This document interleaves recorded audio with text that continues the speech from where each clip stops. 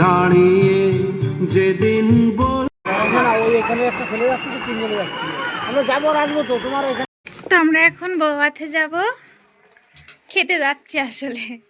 যাই হোক, কারণ আমাদের বাড়ির পাশেই অনেকটা রাতও হয়ে গেছে, আর ওর বাবা এইমাত্র এসছে। এই যে বড় মেয়ে গুছিয়েছি, বড় মেয়ের এটা জানো ওর অন্নপ্রাশনের লেহেঙ্গা, তো এটা পড়েছে ওর বাবা। এই তো সবাই চলে গেছে অলরেডি, আমরা এখনো যেতে পারিনি। আর এই যে আমি আর আমার ছোট মেয়ে, এই যে ওর ঘুম পাচ্ছে না, ঘুম থেকে উঠেছে আর ওরকম করছে। ও যেই কোথাও যাওয়ারই হয় ওরকম করে, ওর হলো ভাল লাগে না মনে হয় যেতে কোথাও কি।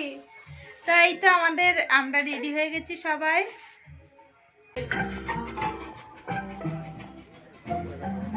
হ্যাঁ, বাবা দূর প্যাসেঞ্জার কোথা থেকে এলো? কোন দেশ থেকে একটু শুনি। কোন দেশ থেকে? এই দেশ থেকে।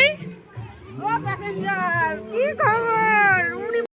ফাইনালি আমরা বিয়েবাড়ি চলে এসেছি, আর অনেকটা রাত হয়ে গেছিলো। আমার বর আসতে লেট করেছিল দোকান থেকে, তাও 9:45 মতন বেজে গেছিলো। আর সেই 7টা না 6:30 থেকে খেতে বসিয়েছিল সবাইকে।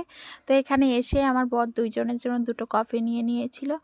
আর ফুচকাটা ভেবেছিলাম খাবো না, কারণ টক জিনিসটা অনেকটা রাত হয়ে গেছিলো। আর আমরা আসলে 8টার সময় খেয়ে ঘুমিয়ে পড়ি, বেশি একটা রাত করি না। তারপরে আমার বরের কাজ ছিল দোকানে, তো সেই জন্যই।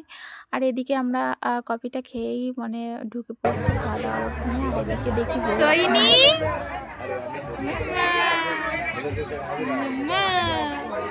সৈনি সৈনি, আর এই যে বড়টা বউকে দেখলি কানবে, নিলি কানবে না, কান ওর ঠাকুমা এসে নেবে, চিল্লাবে না, ওর দাদু নিলি চিল্লায়। এদিকে বেশি লেট না করে আমরা খেতে বসে পড়েছি, কারণ অনেকটা রাত হয়ে গেছিলো যেহেতু। তো এদিকে খেতে বসে পড়েই দেখো আমরা মেনুটা দেখছিলাম, মেনু কার্ডে কী কী আছে।